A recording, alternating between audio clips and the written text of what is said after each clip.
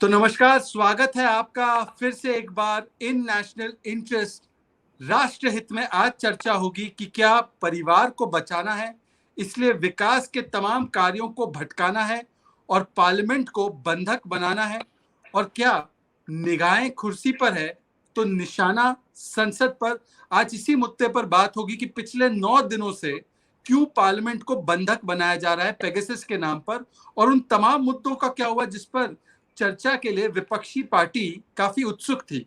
और आज इसी मुद्दे पर चर्चा करने के लिए मेरे साथ दो बेहद खास मेहमान हैं। नुपुर शर्मा, बीजेपी की राष्ट्रीय प्रवक्ता, और हाल ही में उनकी जिंदगी में, व्यक्तिगत जिंदगी में एक खुशखबरी भी उन्होंने साझा की है सबके साथ। तो बहुत बहुत शुक्रिया और स्वागत है नुपुर आपका। पर इसका मतलब ये नहीं है कि नुपुर जो अपने तीखे तेवर है उसको छोड़ देंगी। और हमारे साथ है सुनील देवधर जी, जो हमेशा की तरह चाहे कुछ भी हो जाए, सुनील जी राष्ट्रीय सचिव है भारतीय जनता पार्टी के। और आज मैं ये भी बता दूं कि इसी हफ्ते, इसी सप्ताह में उनके 3 वर्ष पूरे हुए हैं राष्ट्रीय सचिव के रूप में। तो आज उनसे भी बातचीत करेंगे, क्योंकि विपक्षी पार्टियों के डीएनए के बारे में ज्यादा रिसर्च करके रखते हैं सुनील जी। पर पहला सवाल नुपुर आपसे है कि पिछले 10 दिन से जो चल रहा है पार्लियामेंट में, विपक्षी पार्टी कह रही है कि कहीं ना कहीं सरकार की तरफ से उनकी आवाज को दबाया जा रहा है। क्यों आप नहीं चाहती कि पेगासस पर चर्चा हो जाए? क्यों नहीं चाहती कि पार्लियामेंट में चले बातचीत हो और इन तमाम विपक्षी पार्टीज जो है, जो आपके खिलाफ चीजें रखना चाहती है, वो रख पाए?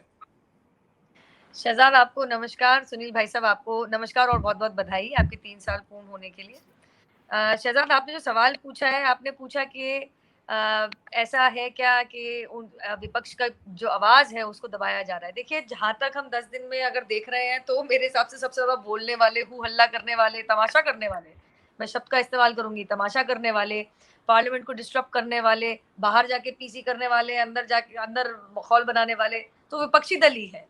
हाँ, जिसको नहीं बोलने दिया जा रहा है वो हमारे मंत्रीगण है, वो सरकार है, जो इन्हीं के सवालों का जवाब देने के लिए खड़े होते हैं। उन्हीं के साथ बदसलूकी होती है, हमारे देश के मंत्रियों के साथ, देश की सरकार के साथ। उनके हाथ से कागज छीना जाता है, उन्हें गाली गलौज करके डराया धमकाया जाता है, कागज को फाड़ के हवा में किया जाता है, कभी चेयर के साथ बदतमीजी, कभी सभापति महोदय जी के साथ बदतमीजी, मतलब ये सब देखने को मिल रहा है।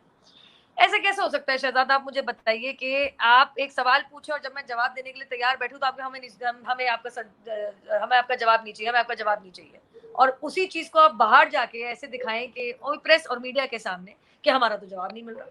अगर आप सवाल पूछने की अक्ल रखते हो और हिम्मत रखते हो तो जवाब सुनने की क्षमता भी तो रखोगे। ये ऐसा मुझे लग रहा है कि देखिए, ये डिसेंट और डिस्ट्रप्शन नहीं है, ये ड्रामा है, क्योंकि अल्टीमेटली कांग्रेस और कांग्रेस लेड कोalition को वापस पार्लियामेंट में लाना है। और ये इसी नैरेटिव को मद्देनजर रखते हुए ये कोई भी बहाना ढूंढते हैं पार्लियामेंट फंक्शन ना कर जाए बस।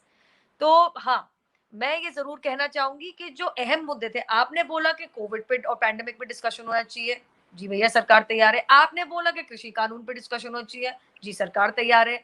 अब आप पेगासस को लेके अगर आप सवाल पूछ रहे हैं, उसमें हमारे मंत्री जी खड़े हो गए जवाब देने के लिए। अब आप कह रहे हैं जी नहीं, जो कंसर्न मंत्री जी हैं उनसे जवाब नहीं लेंगे, हम लेंगे प्रधानमंत्री और होम मिनिस्टर से जवाब। अब भाई, मैं लास्ट टाइम हमने चेक किया था शहजाद, आप भी जानते हैं, हमारे देश में प्रेरोगेटिव ऑफ डिस्ट्रीब्यूटिंग पोर्टफोलियो ये प्रधानमंत्री जी के अधीन आने वाला काम है, ये उनका प्रेरोगेटिव, उनका मैंडेट है। अब जो जिसकी रिस्पॉन्सिबिलिटी और जिम्मेदारी है वही तो जवाब देगा। अब जैसे अगर मैं वकील हूँ तो मैं डॉक्टरी के जवाब थोड़ा ना दूंगी अपनी जिंदगी के अंदर। अगर मुझसे कोई वकालत या कानून का सवाल पूछेगा तो वही तो दूंगी, या फिर मैं लोगों को पर्चा बांटना शुरू हो जाऊंगी कि भैया ये बीमारी हो जाए तो ये दवाई खा लो। बात ही वैसी हो गई। आजकल विपक्ष चाहता ये है कि वो बताएंगे जवाब कौन देगा। हाँ, मंत्रालय कोई भी हो, हम अन्य मंत्रालय से जवाब लेंगे, अन्य मंत्री से जवाब लेंगे, और जितने शब्दों में चाहिए वो हम आपको बताएंगे। तो ये तो वही बात होगी ना, तानाशाही। और ये खासकर से टीएमसी कर रही है, क्योंकि टीएमसी के सांसद थे जिन्होंने अश्विनी वैष्णव जी के साथ बदतमीजी करी थी, और वो टीएमसी के सांसद थे। और मैं ध्यान दिला दूं, 2005 में उनकी ही सुप्रीम लीडर ममता दीदी जी थी जिनने पहली बार ऐसा हुआ था मेरे हिसाब से, you can correct me if I am wrong, कि कागज और पर्चे फाड़े ही नहीं गए और वो स्पीकर के ऊपर फेंक दिए गए फाड़ के। तो इस तरीके की, हाँ, फाड़ा वाड़ा जरूर जाता था, स्पीकर के मुंह पे फेंकना ये शायद पहले ममता दीदी नहीं किया था। तो ये तानाशाही और डिक्टेटरशिप, ये वाला माहौल और डराने धमकाने का माहौल वेस्ट बंगाल में दीदी चलाती होंगी, लेकिन दिल्ली में और टेम्पल ऑफ डेमोक्रेसी पार्लियामेंट है, हमारा संसद है, उसकी पटल के ऊपर ये नहीं चलेगा।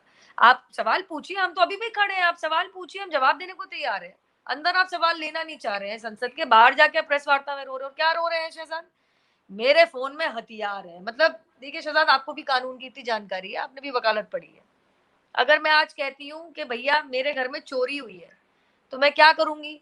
मैं पार्लियामेंट डिस्टर्ब करूंगी, प्रेस वार्ता करूंगी, या पुलिस पर रपट लिखवाऊंगी? पुलिस पर रपट लिखवाऊंगी ना, पुलिस को दिखाऊंगी कि ये मौका है, वारदात है, मेरे 50,000 रुपए इतने गिनती के यहाँ से चोरी हो गए।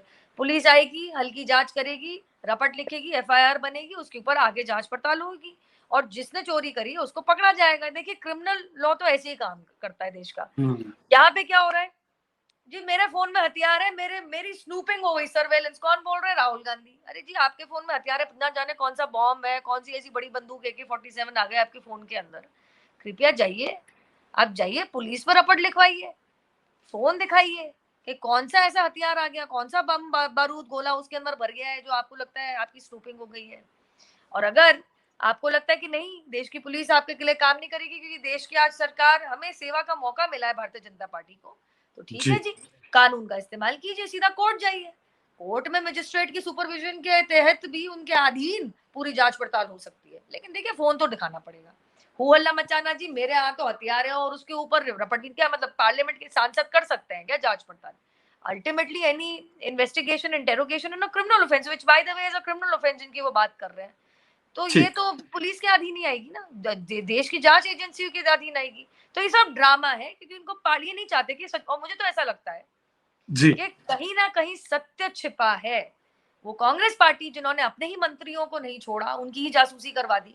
वो कांग्रेस पार्टी जिनके कार्यकाल के अधीन उनके ही प्रधानमंत्री जासूसी को सही भी ठहरा रहे थे, और उसके पक्ष में बोलते हुए ये तक कह रहे थे कि जी हम तो करेंगे और ये बिल्कुल सही है। वो कांग्रेस पार्टी जिसने प्रति माह 9,000 फोन और 500 ईमेल की जासूसी कराई है और टैप कराए हैं, जो जासूसी को बिल्कुल सही मानते हैं, अपने लोगों के ऊपर शक करके रखा उन्होंने, वो शायद उनका कोई सत्य बाहर निकल आएगा, शायद इसलिए वैष्णव जी को नहीं बोलने।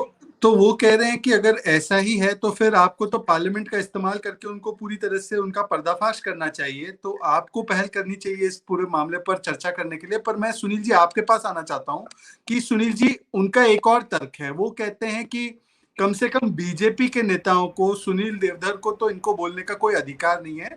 ये जो भी सीख कर आए हैं आज पार्लियामेंट में, जो भी कर रहे हैं, वो दरअसल बीजेपी की पाठशाला से सीख कर आए, अरुण जेटली जी की पाठशाला से सीख कर आए, ऐसा कहते हैं वो।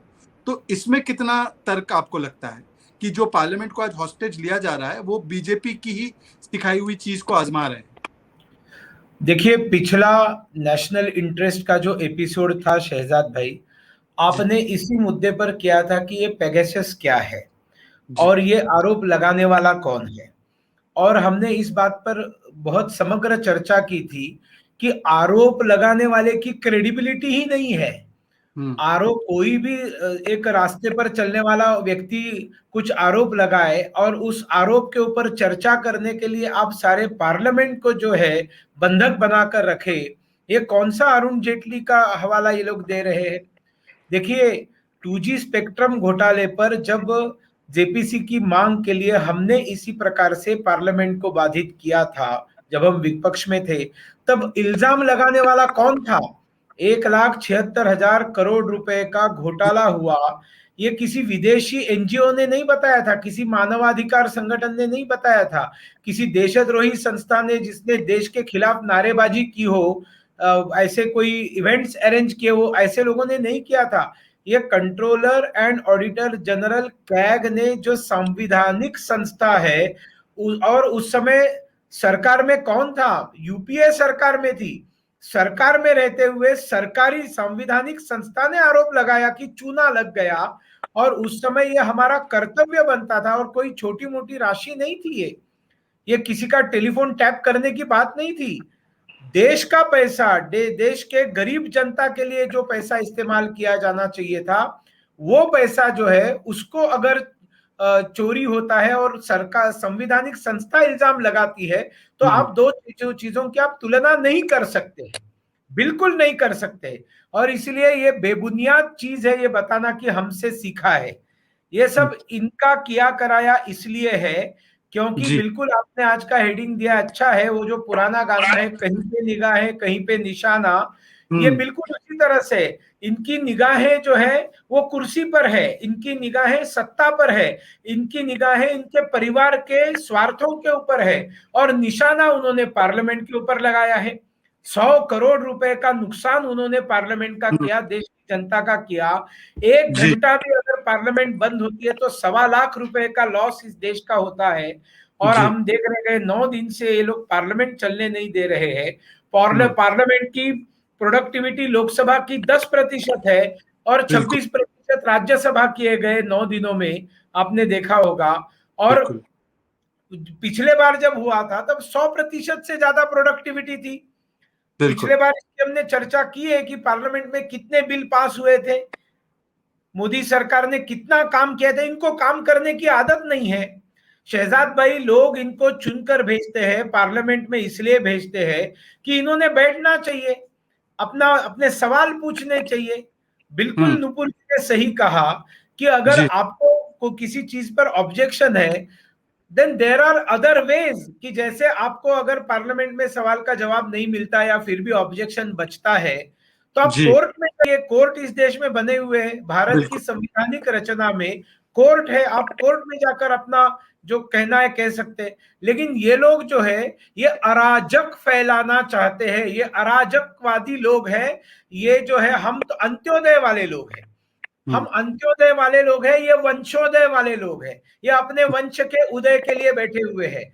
और हम अंत्योदय मतलब गरीब से गरीब अंतिम व्यक्ति तक विकास पहुंचाने के लिए नरेंद्र मोदी जी पार्लियामेंट में बिल लाते हैं, संशोधन करते हैं, नीतियां बनाते हैं। और ये जो वंशोदय वाले लोग हैं, ये इनके वंश के अंतिम व्यक्ति तक पैसा पहुंचाना, उसकी पावर को पहुंचाने के लिए लड़ने वाले लोग हैं। और इसलिए इनका ये जो पार्लियामेंट को बाधित करना, बंधक बनाकर रखना, देश की जनता का नुकसान करना, जिसके लिए लोगों ने उनको चुनकर भेजा है, उनका अपमान करना, they are insulting people of this country, they are insulting voters, those who have voted for them, not against them. जिन्होंने इनको वोट दिया उस व्यक्ति का उन्हीं का अपमान अपमान। कर रहे हैं। और अगर ये उनके समझ में नहीं आ रहा है तो अगले चुनाव में जनता इनको दिखा देगी शहजाद भाई। तो आपका कहना है कि ये लोकतंत्र बचाओ नहीं, ये परिवार बचाओ है। पर नुपुर, मैं आपके पास आना चाहता हूँ ये सवाल लेकर कि आपको याद होगा जब कोविड की सेकेंड वेव अपनी चरम पर थी, तब यही लोग मांग कर रहे थे कि स्पेशल सेशन होना चाहिए कोविड पर, सेकेंड वेव पर सरकार की जवाबदेही तय करनी है। तो अब जबकि मौका मिला है तो इस मौके को क्यों गंवाना चाहते हैं, या ये मान रहे हैं कि कोविड सेकेंड वेव हो या किसान के जो कानून हो, उनको लेकर अब कोई मुद्दे बचे नहीं है, मुद्दा बचा है तो पेगासस का बचा है? देखिए शहजाद, ये बात मैंने पहले भी कही थी आपको कि ये कोविड का या कोई भी सत्र मान के उसको एक्चुअली सी थ्रू करना नहीं चाह रहे। मैं बता रही हूँ क्यों।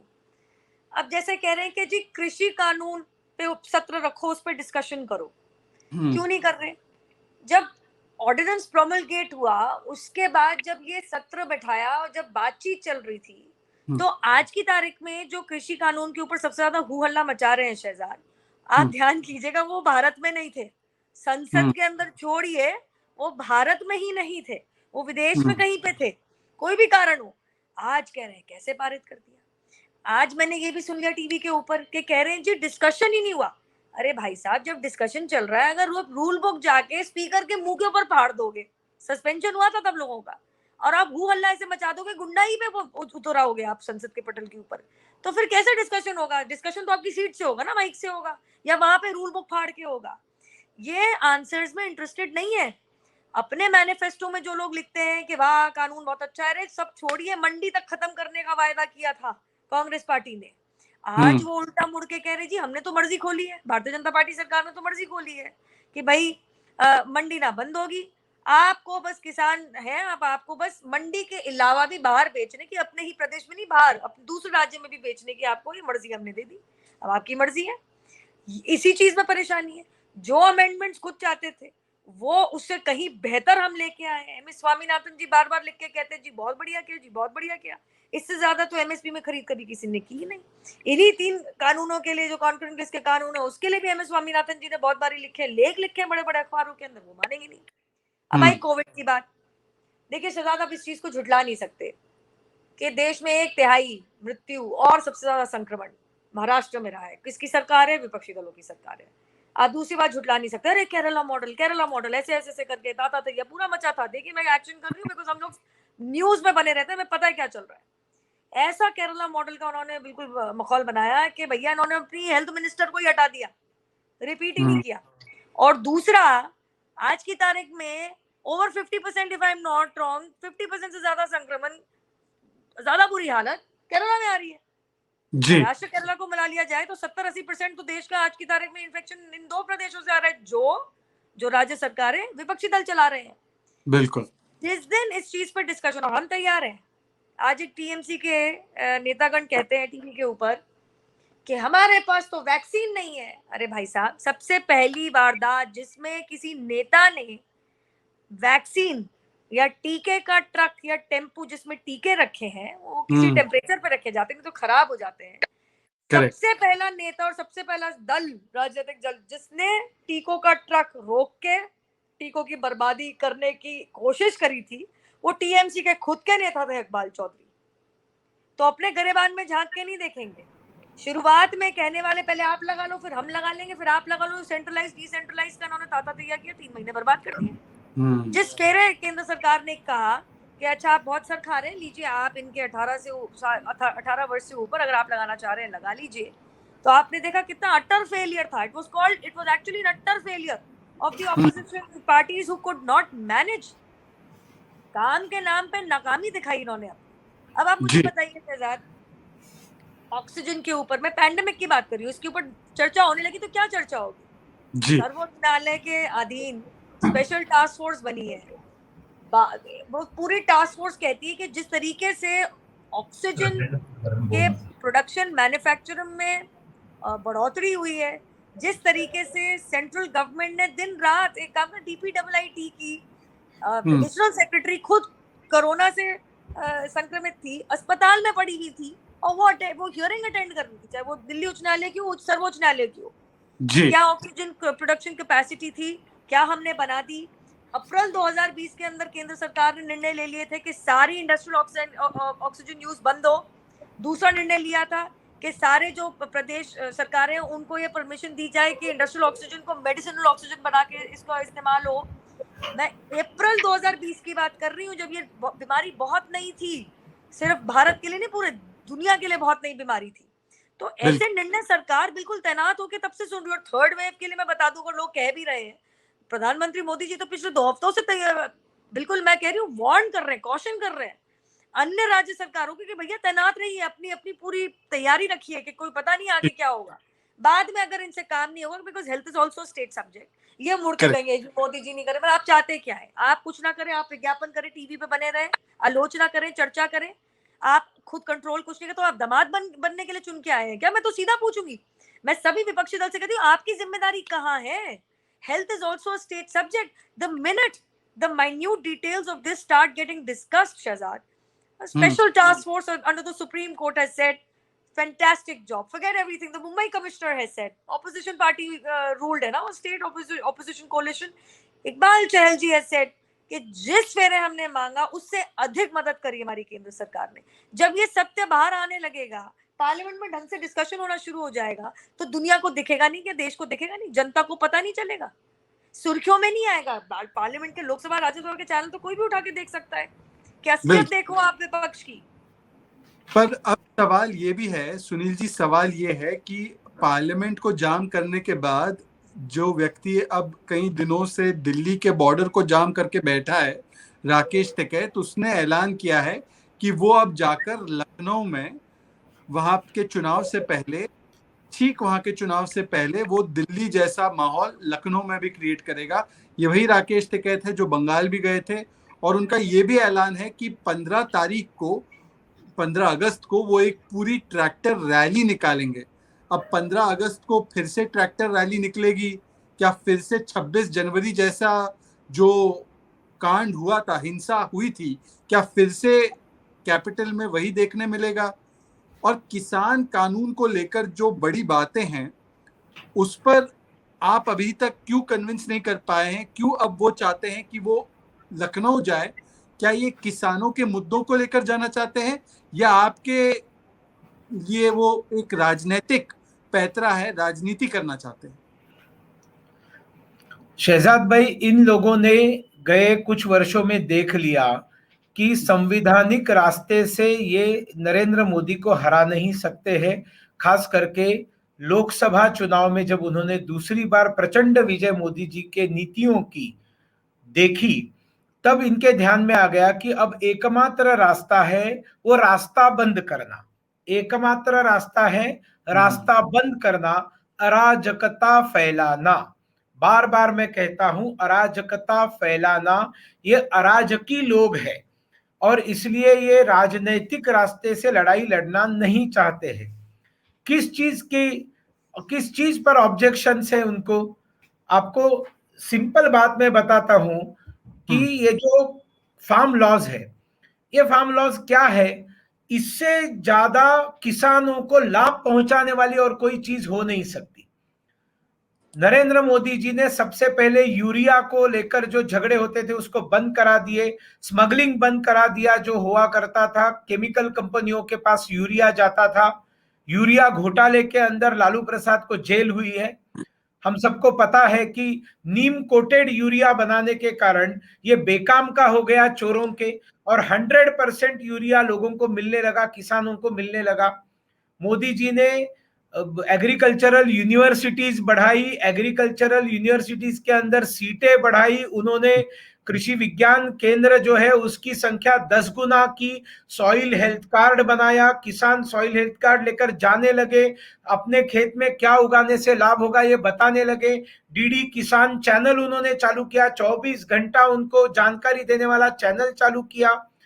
सभी अनाज मंडियों को उन्होंने वेब के द्वारा जोड़कर 1000 मंडियों को उन्होंने वेब के द्वारा जोड़ा। 1 लाख करोड़ का व्यापार किसानों ने अनाज मंडियों में, जिस मंडी में चाहे वहां पर बेचना चालू किया। जैसे नुपुर जी ने कहा था, स्वामीनाथन कमेटी की रिपोर्ट दबाकर बैठी हुई थी कांग्रेस, ये मोदी जी ने इसको लागू किया। उन्होंने कहा मुझे किसान की आमदनी दुगनी करनी है और इसलिए एमएसपी को 2.5 गुना कर दिया। कुछ कुछ जो पहले लिस्ट में नहीं थी क्रॉप्स, उन क्रॉप्स के नाम बड़ा, कितनी लंबी लिस्ट अभी उस क्रॉप की हो गई एमएसपी की, और कुछ जगह पर तो 2 गुना कर दिया है। और जो फसल बीमा के अंदर उसका जो परसेंटेज था उसको बढ़ा दिया। फसल बीमा के अंदर उन्होंने जो है कैलेमिटीज को ऐड कर दिया। मतलब मैं तो कहता हूं देश का सबसे बड़ा अगर किसान नेता कोई वास्तविक में किसानों के लिए स्वाधीनता से लेकर आज तक किया है, 10 करोड़ किसान, सुनिए शहजाद जी, 10 करोड़ किसान इस देश के ये सरकारी योजनाओं से जुड़े ही नहीं थे क्योंकि उनके बैंक अकाउंट नहीं थे। They were not listed at all. छोटे छोटे किसान थे। नरेंद्र मोदी जी ने जो 41 करोड़ जनधन अकाउंट खोले हैं उसमें बहुत बड़े पैमाने पर किसानों के जनधन अकाउंट खोले। अटल जी ने जो किसान क्रेडिट कार्ड दिया, वो किसान क्रेडिट कार्ड मुहैया करने का काम किसान इसलिए कर सके क्योंकि उनके अकाउंट खुले। डायरेक्ट बेनिफिशियरी ट्रांसफर के माध्यम से उन्होंने जो 6,000 रुपया देना चालू किया, हर 4 महीने बाद 2,000 रुपया आता है। ये ममता बनर्जी है कि इसका राजनीतिक लाभ मोदी को ना मिले इसलिए उन्होंने पाप किया था और किसानों को वो लाभ नहीं मिलने दिया था। और जब सरकार आ गई तब मोदी जी ने कहा कि भैया अब तो आप जीत गई हो, अब तो कम से कम किसानों की लिस्ट दे दो। और बाद में जाकर वो किसानों की लिस्ट मिलने के बाद आप बड़कपन देखिए मोदी सरकार का। एरियर्स के साथ पुराने जो पैसे नहीं दिए थे वो सारे पैसे मोदी जी ने किसानों के, बंगाल के किसानों को दी। उसमें कोई राजनीति नहीं की कि भैया पहले तो आपके नंबर नहीं थे, इस बार का 2000 मिलेगा, पुराना वाला नहीं मिलेगा। ये मोदी नहीं है। और किसानों के लिए खास करके शहजाद भाई ये जो फार्म लॉज आए हैं इसकी तो आमतौर पर सारी बातें अभी भी नुपुर जी ने कही थी। आपको पता है कि जहां चाहे वहां जाकर किसान बेच सकता है। अच्छा, दूसरी बात, जो वेयर हाउसिंग जो कोल्ड स्टोरेज की संख्या बढ़ाने के लिए करोड़ों रुपए राज्यों को दिए हैं। पहले कुछ लिमिटेड प्रोडक्ट्स आप कोल्ड स्टोरेज में रख सकते थे, अब वो भी लिस्ट लंबी कर दी है। जब आपको मनचाहा दाम मिलेगा तब आप कोल्ड स्टोरेज से निकालिए और बेचिए। किसान रेल चालू की है।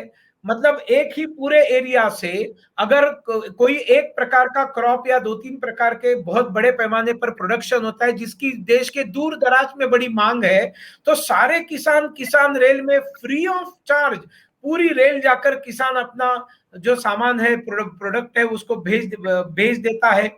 इतना सारा करने के बाद अंतिम मुद्दा मैं बताना चाहता हूं, जो हरियाणा पंजाब से लेकर जो बड़ा उनके लिए समस्या बनी है, वो जो कॉन्ट्रैक्ट फार्मिंग होता था, कंपनियों के साथ कॉन्ट्रैक्ट फार्मर्स का होता था, वो फार्मर्स के ऊपर, किसानों के ऊपर जुल्म करने वाला होता था। उसको अगर किसान तोड़ना चाहता था वो तोड़ नहीं सकता था, कंपनी तोड़ना चाहती थी तो तोड़ सकती थी।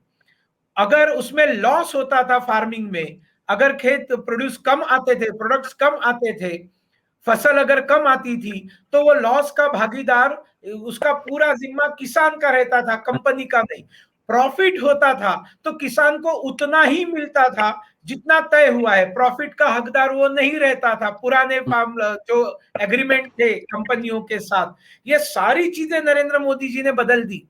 वो उसको जो पेमेंट कंपनी को करनी होती थी, वो बोलता था जैसा जैसा माल बिकेगा हम पेमेंट थोड़ा थोड़ा करेंगे। नरेंद्र मोदी जी ने नए फार्म लॉज में सारा बदल दिया और ये पूरी तरह से फार्मर फ्रेंडली, फार्मर जो बेनिफिशियर बने, इस प्रकार से ये सारे कॉन्ट्रैक्ट फार्मिंग के लॉस किए हैं। शहजाद भाई, अभी अगर लॉस होता है तो लॉस 100% कंपनी भुगतेगी, किसान को पूरा पैसा देना पड़ेगा। अगर प्रॉफिट होता है तो किसानों को उस प्रॉफिट का शेयर देना पड़ेगा। 3 दिन के अंदर उसका पूरा पेमेंट करना पड़ेगा। आपका बेचा गया है माल या नहीं बेचा गया उसके ऊपर नहीं। अगर कंपनी के साथ तोड़ना है एग्रीमेंट तो किसान तोड़ सकेगा, कंपनी नहीं। इतनी सारी बातें शहजाद भाई, कंपनियों ने आकर रास्ते पर बैठना चाहिए था कि ये एंटी कंपनी फार्म लॉ, ये लॉज है, ये फार्मर्स के खिलाफ नहीं है। और इसलिए मैं बताता हूं, ये सारे जो बैठे हुए हैं रास्ता बंद करके, क्योंकि पार्लियामेंट में जाने के रास्ते जनता ने बंद कर दिए, इसलिए जनता के रास्ते उन्होंने बंद करके रखे हैं और वहां पर अय्याशियां कर रहे हैं।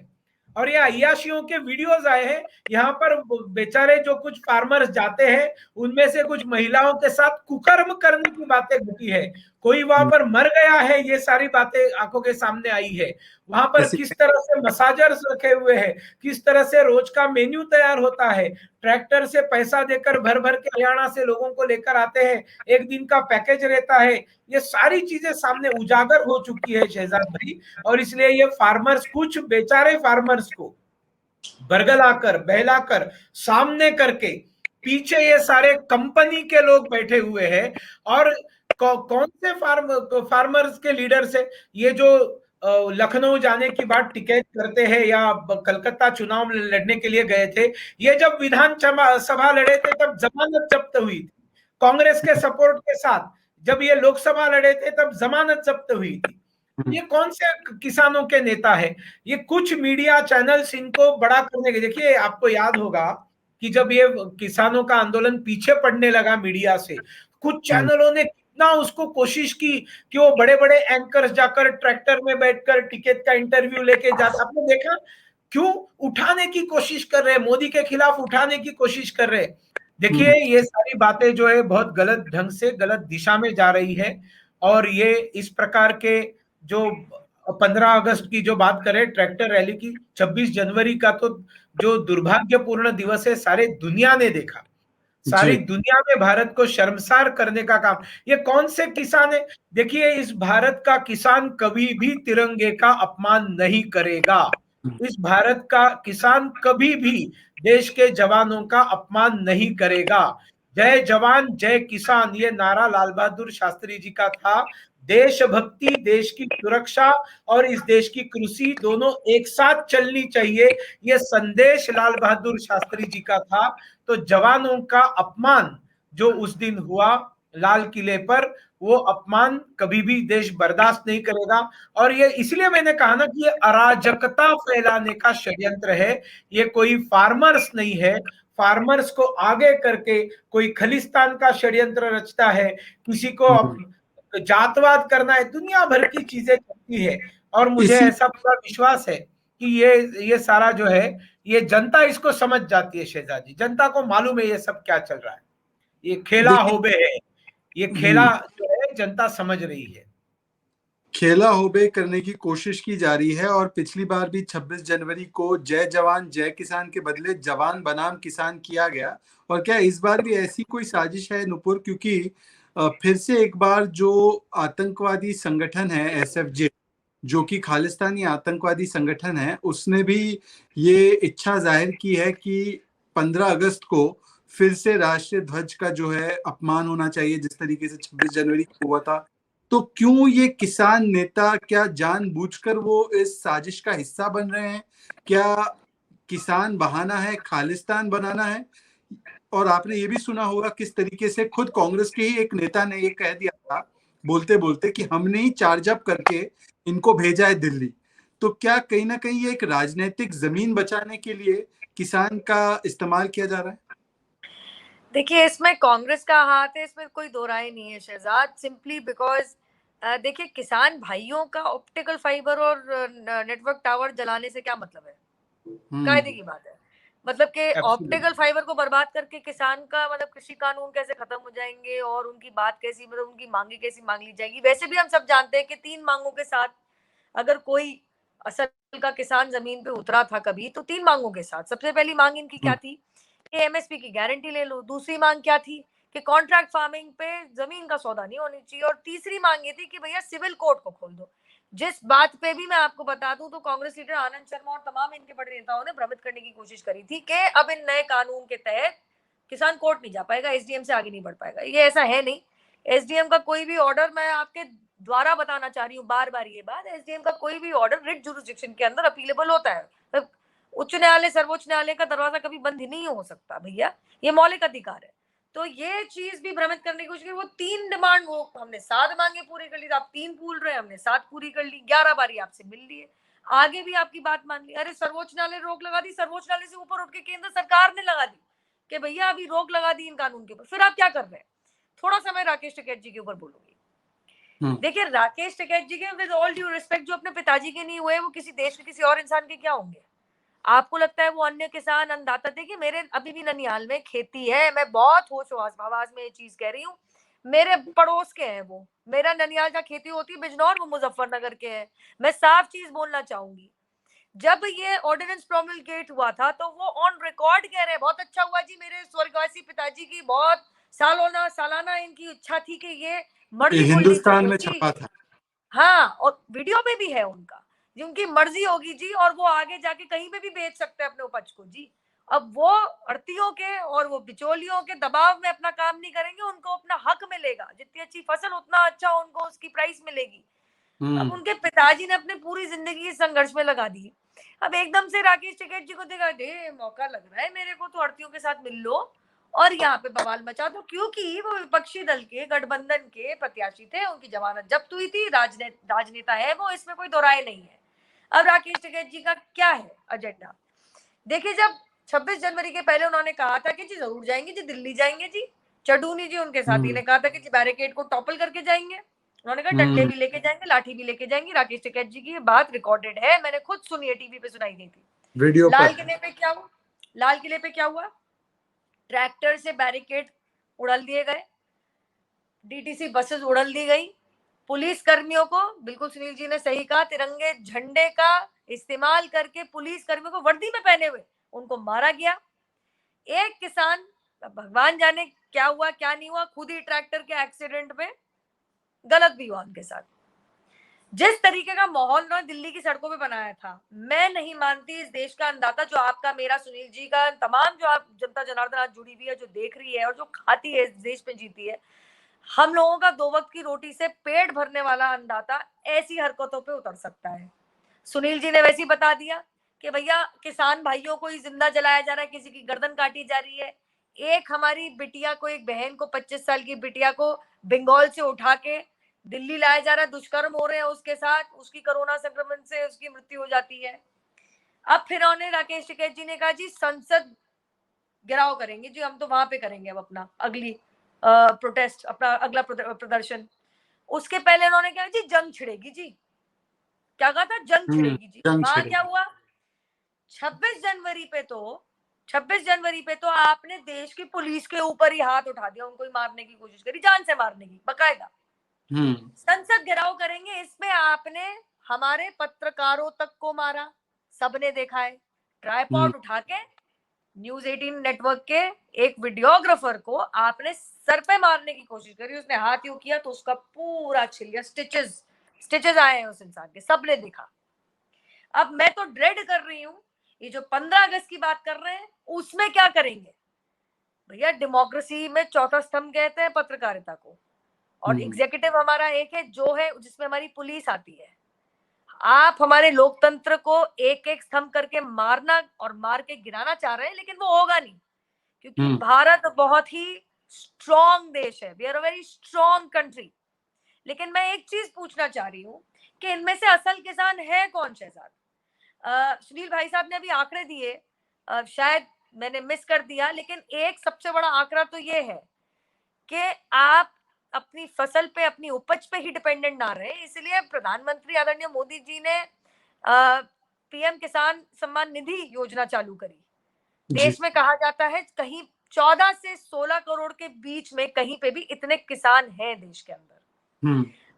देश के 11 करोड़ किसानों को इसी योजना के तहत 1,35,000 करोड़ की राशि इन्हीं के खातों में डायरेक्टली सरकार दे चुकी है। देश के 11 करोड़ किसानों को 1,35,000 करोड़ राशि पहुंच चुकी है। आपके पास कभी भी ऐसा समय नहीं होगा हमारे देश के अन्नदाता के पास कि उसके पास पैसे की मोहताज आ जाए। ये सुनिश्चित कर रहे हैं आदरणीय प्रधानमंत्री मोदी जी। तो मैं पूछना चाहती हूँ, क्या 16 करोड़ के 16 करोड़ हमारे किसान भाई सड़क पे? नहीं जी, ये केवल राजनीति है। राजनीति क्यों है? देखिए, बंगाल के चुनाव हुए, राकेश टिकैत जी वहां गए। विद ऑल ड्यू रिस्पेक्ट, एक सवाल, मैं इस बात को नहीं छोड़ रही हूँ क्योंकि ये जनता जनार्दन की जानकारी के लिए बहुत जरूरी है। बंगाल के अंदर बंगाल का जो पान की पत्ती, बीटल लीफ जिसको कहते हैं, उसकी उपज करते हैं, वो सालों से ममता दीदी से डिमांड कर रहे हैं कि जी हमारी एमएसपी आप बांध दीजिए। Agriculture is a state subject. Mamata Didi उनकी बात अनसुनी कर रही है। वैसे ही जो आलू उगाते हैं, आलू की उपज करने वाले किसान बार बार मांग रहे हैं कि जी हमारे को हमारा पैसा नहीं मिल रहा है, कितनी अच्छी हमारी क्यों ना उपज हो जाए, हमारा कुछ कीजिए। बात अनसुनी कर रही है। राकेश टिकैत जी से और उनके साथियों से एक सवाल है, आप चुनाव के लिए, राजनीति के लिए बंगाल चले गए, आप पान के पत्ते और आलू की उपज करने वाले किसानों से मिले क्या? नहीं। और इसके अलावा राजस्थान में भी अब जो वादा तोड़ा गया है कि वो कर्ज माफी करने वाले थे, वहां पे वो वादा तोड़ दिया है सरकार ने, वहां पर भी नहीं गए। और पंजाब एक लौटा ऐसा प्रदेश है जहां पर कॉन्ट्रैक्ट फार्मिंग के कॉन्ट्रैक्ट को तोड़ने पर किसान को जेल होती है, काला कानून है, पर वहां पर भी नहीं गए। बिल्कुल सही कह रहे हो आप, वो नहीं जाएंगे, वो वहां जाएंगे जहां पे इनको लगेगा अरे भाजपा का माहौल बन रहा है। ये बात बिल्कुल स्पष्ट हो चुकी है। अब मैं आपके सवाल पे आऊंगी। देखिए, आपने कहा कि इनका क्या एजेंडा है। अब मैं तो कांग्रेस पार्टी को इस पे ब्लेम करूंगी। कांग्रेस से हमने सिर्फ खालिस्तानी की बात करी थी। जब पंजाब के खुद के मुख्यमंत्री इन लोगों को खालिस्तानी और पाकिस्तानी कह रहे हैं शहजाद, तो ये बात घूम के ऐसे कैसे आ गई जी बीजेपी कर रही है?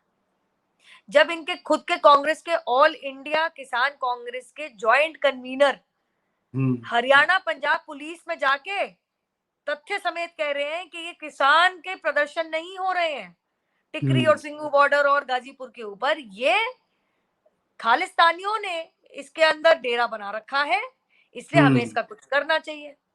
जब खुद कांग्रेस के, मेरे ख्याल से रवनीत बिट्टू नाम है उनका, वो तक इन प्रदर्शनकारियों को खालिस्तानी कह रहे हैं, तो मैं पूछना चाहती हूँ कि अब मतलब इस पे क्या कुछ रह गया कहने के लिए? मेरे हिसाब से सबसे पहला सवाल तो इनसे पूछना चाहिए। दूसरा, अब इसी से रिलेटेड आती हूँ जी, कांग्रेस का क्या इंटरेस्ट है, एजेंडा क्या है? कांग्रेस आज इतनी कमजोर पार्टी हो गई है, अपना कुछ वजूद नहीं बचा है।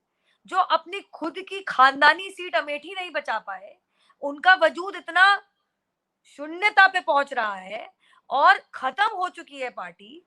आज मैं बताती हूँ, मैंने लिस्ट बना रखी है। इनको बैसाखियों की जरूरत है। कैसी बैसाखी?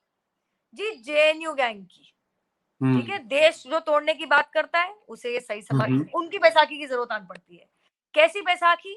एक तरफ तो आप उरी और बालाकोट के ऊपर सवाल खड़े कर दो हमारे ही देश के जवानों के ऊपर, उधर ही आप नाटक करो, ढोंग करो जी ओआरओपी जो डिमांड कर रहे हैं हम उनके साथ हैं।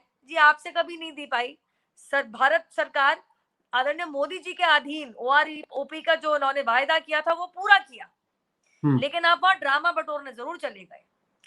टूल किट गैंग की बैसाखी, भैया ये मेरे हिसाब से स्पष्ट करने की जरूरत नहीं है मुझे, ऐसे तमाम टूल किट हैं जिनका इस्तेमाल राहुल गांधी और उनकी पूरी कांग्रेस पार्टी करने के लिए तैयार रहती जी। आगे शाहीन बाग की बैसाखी, किस तरीके से, कितनी डेस्परेशन है इनको सत्ता में वापस आने की, सत्ता पाने की, कि वो वहां पहुंच जाएंगे जिससे दिल्ली में, वहां से शुरुआत हुई थी, उससे दिल्ली में दंगे भी भड़क गए थे पिछले साल।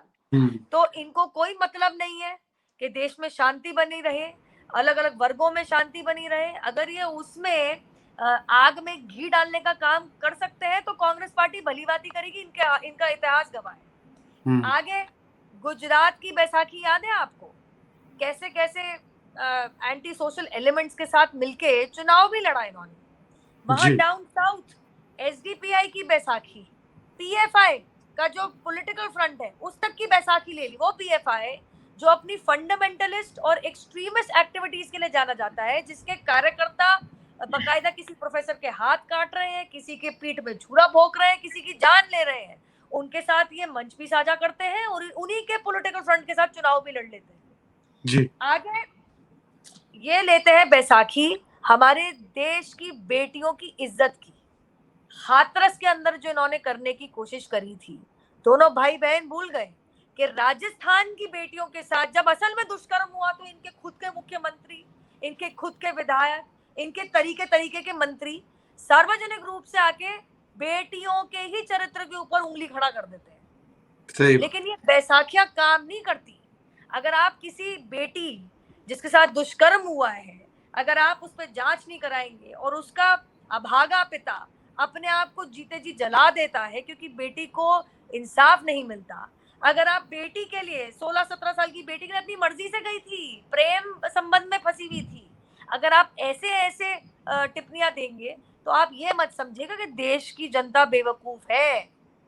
जहां पे सरकारें तैनात होके बिटिया को कुछ भी हुआ हो उसके साथ खड़ी है, जांच पड़ताल करने के लिए पुलिस को बिल्कुल बर्खास्त कर देती है उनकी नौकरी से, उन सरकारों के ऊपर उंगली उठाने से पहले जरा बताएंगे कि आपकी खुद की पार्टी के अंदर बड़े बड़े दिग्गज लीडर शहजाद महिला नेताओं के लिए आइटम का इस्तेमाल करते हैं, तब आपको दलित बहन की याद नहीं आती है।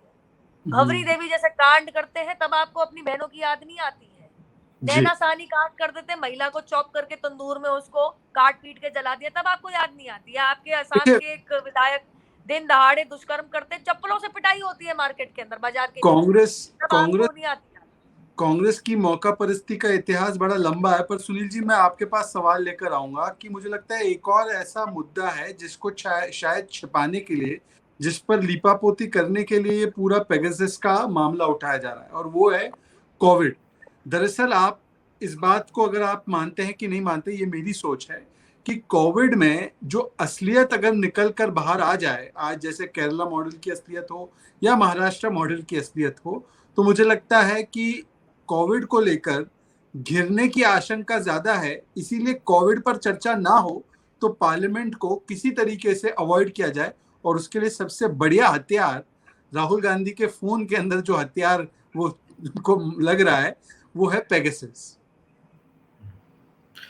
बिल्कुल शहजाद जी, मेरा एक सीधा सवाल है कि क्यों ये लोग पार्लियामेंट को चलने नहीं दे रहे हैं। इसका उत्तर यह है कि ये कोविड पर चर्चा होने नहीं देना चाहते। पहले तो बड़ी मांग कर रहे थे कि कोविड पर चर्चा होनी चाहिए, कोविड पर पार्लियामेंट में चर्चा होनी चाहिए, अब क्यों चुप हो गए? इसका कारण सबसे ज्यादा बाय एंड लार्ज अगर कोविड के ऊपर फेल्यूर कहीं देखने को मिलेगा या तो कांग्रेस के सरकारों में देखने को मिलेगा, चाहे फिर वो राजस्थान हो या फिर कांग्रेस के जो साथियों के साथ चलने वाली सरकार है, फिर वो मध्य प्रदेश अपने महाराष्ट्र हो या झारखंड हो, और या फिर कम्युनिस्ट पार्टी की चलने वाली सरकार जो केरला की है। देखिए आज देश के 52% केसेस जो है वो केरला के केसेस है। उसके बाद में नंबर जो आता है वो महाराष्ट्र का आता है। मतलब महाराष्ट्र और केरला अगर आप छोड़ देंगे तो आपको ध्यान में आ जाएगा कि कोविड के सेकेंड वेव से उभरने में लगभग सारा देश कामयाब होते हुए दिखाई दे रहा है, लेकिन इन दो राज्यों में इतनी भयंकर अवस्था आज कोविड की बनी हुई है। इनको इन सब चीजों पर जवाब नहीं देना है। वैक्सीन की सबसे ज्यादा वेस्टेज अगर कहीं हुई है तो वो राजस्थान में हुई है, वो झारखंड में हुई है, छत्तीसगढ़ में हुई है, और बेतुके बयान जो आए हैं कोविड को लेकर वो इन राज्यों से आए हैं। देश के साथ दूसरे देशों के, भारत के साथ दूसरे देशों के जो षड्यंत्र करके संबंध बिगाड़ने का पाप केजरीवाल के मंत्रियों ने यहाँ पर किया है, सिंगापुर वायरस शब्द का इस्तेमाल करके जो हमारे देश के विदेश के साथ संबंध है उसको खराब करने का पाप इन्होंने किया है। उनको मालूम है ये सारे सवाल उठाए जाएंगे, और भारतीय जनता पार्टी और एनडीए के जो वक्ता है वो लॉजिकली बोलते हैं, फैक्ट्स के ऊपर बोलते हैं, और डिबेट में वो लोग फीके पड़ते हैं। और जब व्यक्ति फीके पड़ते हैं और जब उनको पता चलता है कि अब हम तर्कों के साथ इनको जवाब नहीं दे सकते, तब वो इस प्रकार के कारनामे करते हैं, फाड़ना, गाली गलौज करना, लॉबी में आना और चिल्लाना, ये सारी चीजें वो लोग करते हैं।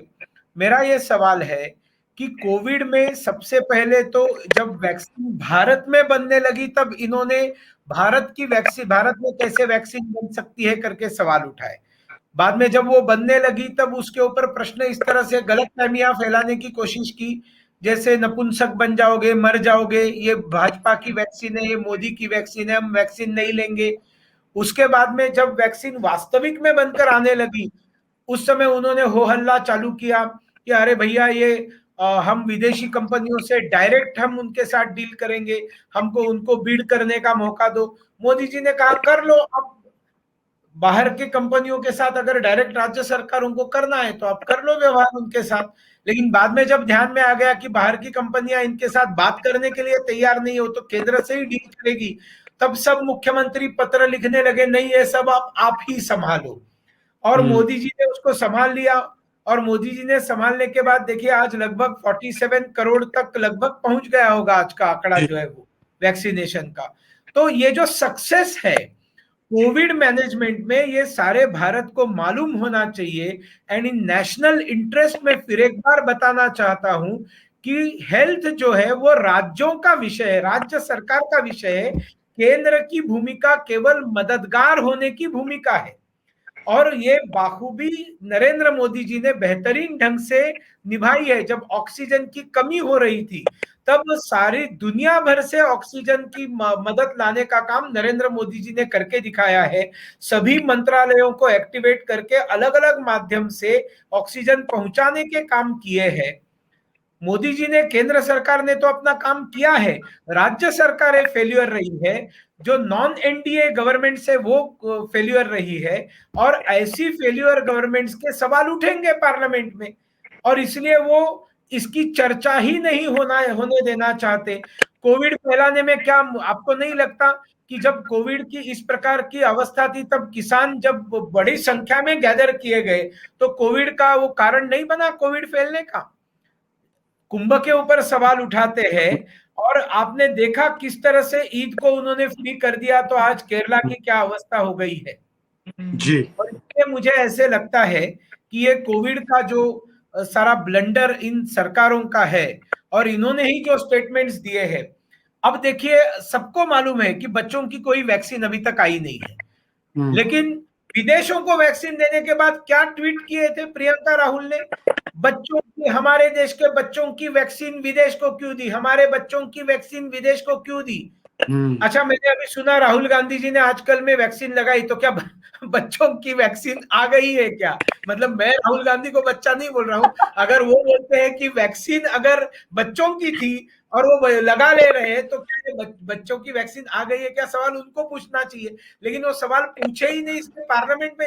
अरे वो तो लीडर ऑफ अपोजिशन बनने को भी तैयार नहीं है।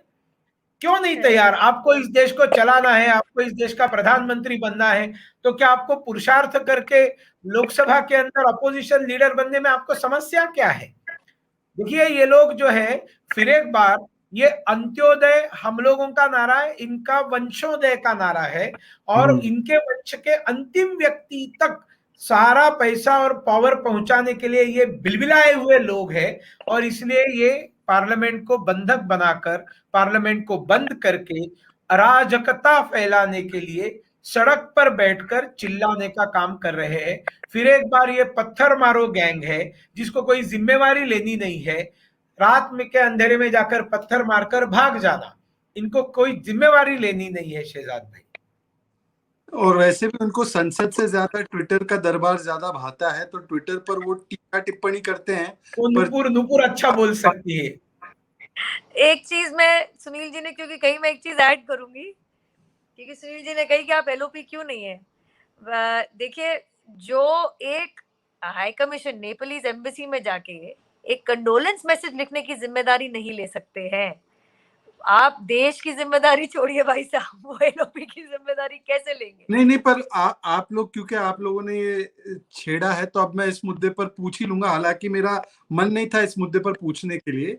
आप कह रहे हैं कि राहुल गांधी कोई ऐसी जिम्मेदारी क्यों नहीं लेते या जिम्मेदारी से पेश क्यों नहीं आते, पर एक आज डेवलपमेंट जो हुई है इस हफ्ते में, ममता बनर्जी दिल्ली आ चुकी है, दीदी अब दिल्ली आ चुकी है, और उन्होंने दावेदारी ठोक दी है कि राहुल तुझसे ना हो पाएगा, तो अब दीदी लड़ेगी अगला चुनाव नरेंद्र मोदी के खिलाफ। तो क्या, नुपुर शर्मा आपसे शुरू करूंगा और फिर सुनील जी आखिरी में आपके पास आऊंगा, क्या ममता दीदी की दावेदारी, क्या ये सबसे बड़ा प्रमाण नहीं है कि राहुल गांधी एक फेलियर है?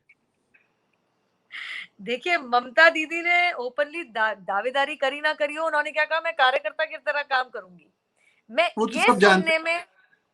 मैं ये सुनने में ज्यादा इंटरेस्टेड हूँ शहजाद, कि राहुल गांधी जिस तरीके के मेगालोमेनिया के साथ जीते हैं, क्योंकि वो प्रिविलेज बैकग्राउंड से हैं, वही वंशवाद चलता आ रहा है, are you serious, are you serious, are you serious, अगर उनके जीजा कह सकते तो खुद अपने बारे में क्या सोचते होंगे आप, ये प्लीज इस चीज को at the base of your thought रखिएगा।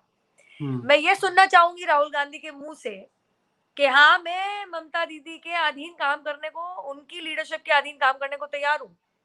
जिस दिन वो ये बोल देंगे आप, उस दिन मैं मान जाऊंगी। रियलिटी ये है कि पेगासस की, क्योंकि हम बात कर रहे थे, पेगासस की जब प्रेस वार्ता हुई तो उसकी लीडरशिप कौन कर रहा था? जिनके फोन में हथियार है, कौन? राहुल गांधी। देखिए, आप इस बात को समझ के चलिए, 2019 लोकसभा चुनाव के पहले भी कलकत्ता के अंदर ही इन सब विपक्षी दलों ने मंच साझा किया था, हाथ ऊपर ऐसे भी किए थे आपस में। क्या हुआ था? जब 42 सीट्स वेस्ट बंगाल की चुनाव में गई, लोकसभा में वोटिंग के लिए गई, तो हमने अपना लक्ष्य 22 सीट बना रखा था। हमारा मजाक उड़ाया गया, हम फिर भी 18 सीटें लिया है, 41% वोट शेयर लिया है। हमारा प्रेजेंस और एग्जिस्टेंस बंगाल में ऑलमोस्ट ना के बराबर था, 0 से 3, 3 से 11, 11 से 41%। तो ये मैं कहना चाहती हूँ कि वो हाथ जोड़ के साथ में खड़े होने का क्या हर्षित, क्या रिजल्ट हुआ, सबको पता है।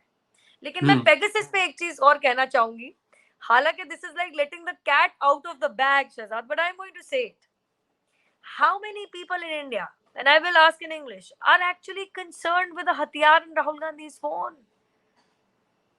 इस देश की 140 करोड़ स्ट्रॉन्ग पॉपुलेशन, 140 करोड़ की जनसंख्या के अपने घर की अपनी निजी परेशानी में राहुल गांधी के फोन में कौन सा हथियार आया, कौन सा चूहा आया, नहीं आया, ये है मतलब कि today the opposition, just because we are a fair democracy, it is bereft of ideas. It was always bereft of an ideology, but it is bereft of any absolute and true sincere willingness to serve the populace and electorate of this country. Try and understand कि जब आपके जहन में ही देशवासियों के लिए, अपने साथियों के लिए अच्छा करना ना हो, तो आप किस बात के राजनीतिक दल हैं?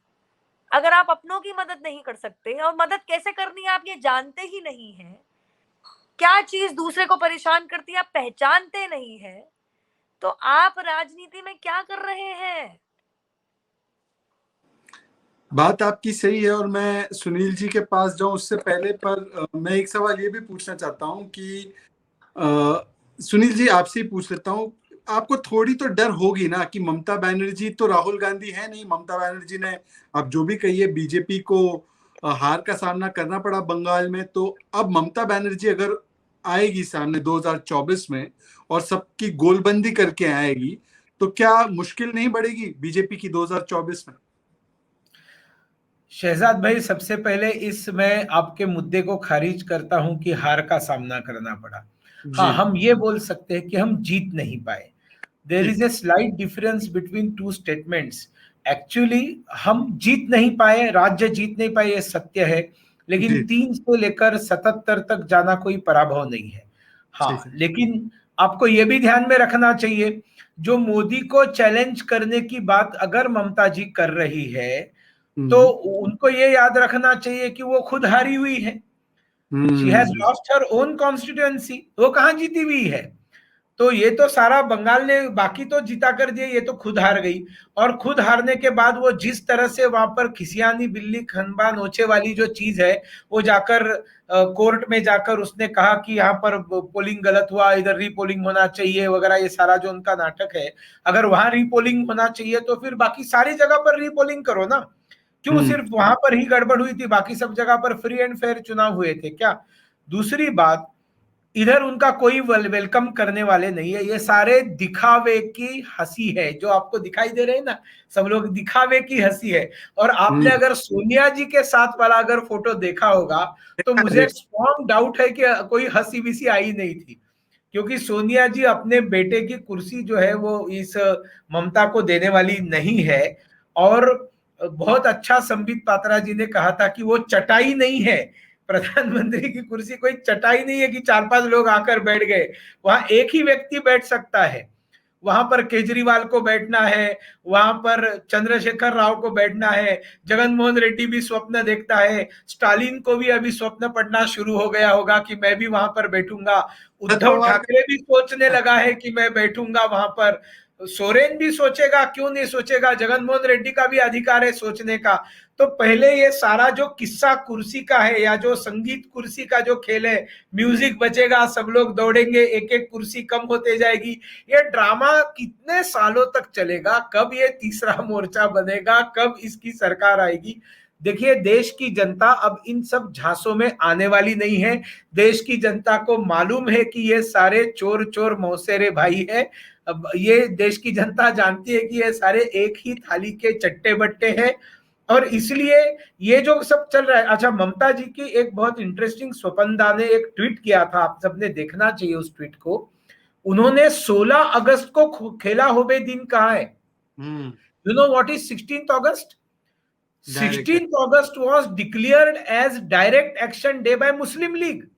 हम्म उन्होंने कहा कि आप हमें स्वाधीनता दे दो, नहीं तो हम भारत की सड़कों को हिंदुओं के खून से लाल कर देंगे। And they killed more than 10,000 Hindus in West Bengal, specifically in Kolkata, on 16th August 1946.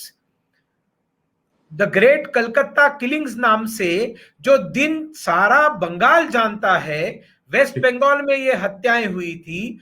उस समय वेस्ट बंगाल नहीं था, लेकिन वो एक बंगाल का जो वेस्ट, आज का जो वेस्ट बंगाल है, वहां पर 10,000 लोगों की हत्या जिस 16 अगस्त को हुई थी, वो माइनॉरिटीज को वहां खुश करने के लिए 16 अगस्त का दिन खेला होबे। देखिए कितने मंसूबे इनके खतरनाक है। Appeasement policy is at its peak.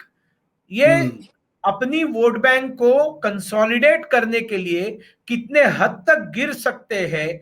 And every day is not Sunday Shehzad भाई।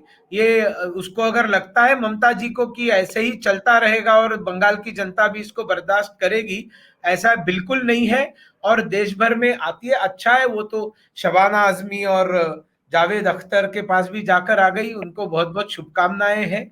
अब ये सारे लोग मिलकर ये संगीत कुर्सी का जो खेल है ये खेलते रहे, इनका खेला हुए वहां पर चलेगा। और नरेंद्र मोदी जी कभी भी कुर्सी के लिए लालायित व्यक्ति नहीं है। उन्होंने हमेशा कहा है कि मैं प्रधान सेवक हूं, और ये प्रधान सेवक की भूमिका से इन्होंने जिस प्रकार का मंत्रिमंडल बनाया, उस मंत्रिमंडल का परिचय जब वो करना चाहते थे, उस मंत्रिमंडल का परिचय उनको नहीं करने दिया गया। और ये मंत्रिमंडल का परिचय क्यों नहीं करने दिया? क्योंकि इसके अंदर 12 शेड्यूल कास्ट मिनिस्टर है, पहली बार 8 शेड्यूल ट्राइब मिनिस्टर्स है, पहली बार 28 ओबीसी मिनिस्टर्स है, पहली बार 5 minority ministers, Bharatiya Janata party के सरकार में 11 महिलाएं मंत्री बनी है और सभी रीजन्स को रिप्रेजेंट किया है। और पहली बार नॉर्थ ईस्ट से 5 मंत्री आए हैं, इस पार्लियामेंट के अंदर मंत्री पद मिले हुए हैं। देखिए ये कितनी बड़ी बात है। और सारे भारतवर्ष में मीडिया से लेकर जनता के अंदर जब इस नए मंत्रिमंडल की वाहवाही होने लगी, तब इससे डरे हुए विपक्ष ने इस मैसेज को न जाने पाए, इसलिए पार्लियामेंट में मंत्रियों का परिचय तक नहीं होने दिया गया। तब मोदी जी ने कहा, क्या आपको इस देश के जनजातियों के साथ इतनी नफरत है? आप इतना तिरस्कार करते हो शेड्यूल कास्ट लोगों का, इतना तिरस्कार है महिलाओं के प्रति, ओबीसीओं के प्रति, कि मतलब भारतीय जनता पार्टी की मोदी सरकार अगर इतना बेहतरीन मंत्रिमंडल बनाती है तो उसको आप परिचय भी नहीं करने देते। ये उनका खेला होबे है। तो वो एक तरफ खेला होबे का नारा लगाते रहेंगे और हम लोग जो है, जैसे वो गुजरात के चुनाव मुझे याद आते हैं बहुत पुराने, जब मोदी जी लड़ रहे थे तब वो चक दे बोल रहे थे कांग्रेस, और उन्होंने कहा था, मोदी जी ने वो चक दे इंडिया बोल रहे थे और ये चेक डैम की बात कर रहे थे। वो जो डैम्स बनाए थे वहां पर पानी को रोकने के लिए, बिजली की बढ़ोतरी होने के लिए, सिंचाई के लिए पानी मिले, इसलिए मतलब नैरेटिव ही इनके अलग है। इसलिए मुझे एक बात आपको कहनी है कि ये ममता बनर्जी का जो खेला होबे जो है वो जरूर विपक्ष जो है इनके बाहर के हंसियों के ऊपर मत जाए। और बिल्कुल सही कहा बहन नुपुर ने कि वो हाथ ऊपर करके बड़े बड़े फोटोग्राफ्स हम सब लोगों ने देखे कलकत्ता के ऊपर। हमारे चंद्रबाबू नायडू का क्या हुआ? मोदी जी के पीठ में खंजर घोंप के यू टर्न बाबू, उन्होंने सबसे पहले अपने ससुर के पीछे खंजर घोंपकर पूरी टीडीपी को हथिया लिया। और ये बैकस्टैबिंग का मास्टर इस देश का अंदर, इन्होंने जब जाकर मोदी जी के साथ दगाबाजी की और खुद के बेटे को जो है मुख्यमंत्री बनाना है और खुद को प्रधानमंत्री बनाना है, इसलिए पूरे भारत का दौरा कर करके सब जगह घूम घूम कर सबको एक मंच पर लाकर खड़ा करके ये ममता जी को लेकर आया था ना वेस्ट इसमें आंध्र प्रदेश के विधानसभा चुनाव में। क्या हुआ? ममता जी को आंध्र प्रदेश के चुनाव में लेकर आकर क्या लाभ हुआ? चंद्रबाबू नायडू को पत्ते का बंगला गिर जाता है वैसे साफ हो गई तेलुगु देशम पार्टी वहां से। नरेंद्र मोदी जी के खिलाफ नारे लगा रही थे टीडीपी के लोग, go back Modi ji, go back Modi, go back Modi. Modi ji ने कहा कि थैंक यू वेरी मच, आप मुझे प्रधानमंत्री की कुर्सी पर वापस जाने के लिए बता रहे, इसके लिए धन्यवाद। उन्होंने काले बलून उड़ाए टीडीपी के लोगों ने आंध्र प्रदेश में। नरेंद्र मोदी जी ने कहा कि बच्चा जब ज्यादा अच्छा काम करता है तब तो उसको नजर न लगे, इसलिए माँ जो है काला टीका लगाती है। इस तरह से मेरे अच्छे काम को एप्रिशिएट करके आपने जो काला रंग का बलून दिखाया उसके लिए मैं आपको धन्यवाद देता हूं। ममता बनर्जी ने कहा कि मैं रसगुल्ले के अंदर, मिट्टी के रसगुल्ले के अंदर कंकर भेज दूंगी। मोदी जी ने कहा कि बंगाल का हर कंकर मेरे लिए शंकर के समान है। तो देखिए हम लोगों का कितना पॉजिटिव विचारधारा, कितना पॉजिटिव थिंकिंग है, हम किस तरह से नैरेटिव सेट करते हैं और इनका खेला होबे कितना खतरनाक है, ये आप इससे समझ सकते हैं। ममता जी के दिल्ली यात्रा का यही अर्थ है, ऐसा मुझे लगता है। चलिए आखिरी सवाल में नुपुर को मौका देता हूं कि वो इस पूरे बातचीत को समाप्त करे। नुपुर पर कम ये बता दीजिए कि उनकी ही साथी है ममता दीदी की महुआ मित्रा, उन्होंने अब कहा है कि बिहार के गुंडे निशिकांत दुबे को, वो भी सांसद है, स्टैंडिंग कमेटी के सदस्य है, तो अब क्या लगता है कि ऐसी बातचीत को किस तरीके का नैरेटिव बीजेपी देगी और तेजस्वी यादव और अखिलेश यादव ममता दीदी को यूपी बिहार कैसे घुमाएंगे? देखिए साफ सी बात ये है कि गए तो ये भी थे कलकत्ता। रही बात खुद महुआ मोइत्रा जी की, तो उन्होंने हिंदू ब्राह्मणों का ही मजाक उड़ा दिया था। अपने आप को रोहिंग्या, प्राउडली रोहिंग्या, याद होगा आपको ये चुनाव के आसपास की बात है। चुनाव के लिए ये लोग कुछ भी कर सकते हैं, बंटवारा बहुत बड़ी बात होगी नहीं। अगर ये लोग बिहार के गुंडे ऐसे शब्द का प्रयोग करेंगे और इनको लगता है कि ये अपना परचम देश भर में फैला देंगे तो कैसे होगा Shehzad? The jury is out on this. My guess is as good as yours.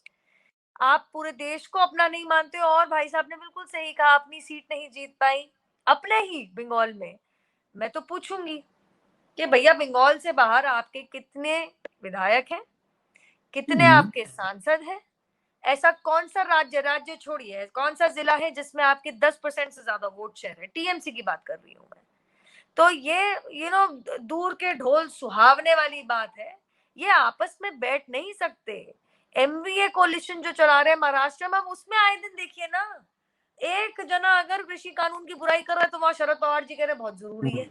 सुनिएगा आप इस बात को ध्यान से। वहां पे आपके महाराष्ट्र के कांग्रेस के अध्यक्ष कह रहे हैं कि जी हम तो we will fight election alone, तो वहां शिवसेना के उद्धव ठाकरे जी कह रहे we will also fight election alone. वहां पे वही टोपे साहब अपने देसाई जी के ऊपर, जो शिवसेना के हैं, उनके ऊपर भ्रष्टाचार का आरोप लगा के कंप्लेन कर देते, जी इनके ऊपर जांच बिठाइए। आपस में इनके कितनी टेंशन चल रही है दुनिया भर जानती है। देखिए, हाथी के दांत खाने के और दिखाने के और, हाथ पकड़ लेंगे। भूलिएगा नहीं, लास्ट टाइम जब साइकिल पे हाथ पड़ा था, साइकिल पंचर हो गई थी। समझिए इस बात को, किस तरीके से जहां जहां कांग्रेस ने हाथ लगाया है वहां पे इनका क्या हाल हुआ है। और ये मैं हंसी के ऊपर आना चाह रही थी, मैं बहुत देर से सुन रही हूँ। देश के किसी भी नागरिक को गुंडा कह के आप छोड़िए, आप क्या करेंगे। मैं इतना जरूर आपको ध्यान दिला दूं कि जिस पिक्चर में सोनिया जी और ममता जी आपस में मुस्कुरा रही हैं, किसी ने ये बात पूछी क्या, सोनिया जी आप क्यों मुस्कुरा रही हैं? क्योंकि आपकी 0 सीटें आई हैं बंगाल के अंदर, 0 पे आप खत्म हो गए, आप इसलिए इतनी खुश हो रही हैं। अगर आपको इसी पे अगर मॉरल विक्ट्री लगती है तो मैं ताली बजाऊंगी आपकी। What are you so happy about? That आपका वजूद और खत्म हो गया जी, जहां आप जा रहे हैं आप हार रहे हैं। So these are issues that are more centric. Who's going to lead, not going to lead. Disdain for fellow Indians by trigger happy politicians like Mahua Moitra are not going to lead, certainly not going to leave any kind of future, any kind of national future. I would say even regional future, anywhere outside of West Bengal in the same area for a party like TMC. And I would actually end again. Please tell us where are your other MLAs? Where are your other MPs? Which is the other area that you have the most प्रभाव? कहाँ पे हैं आप? कहाँ पे हैं आप बंगाल के बाहर?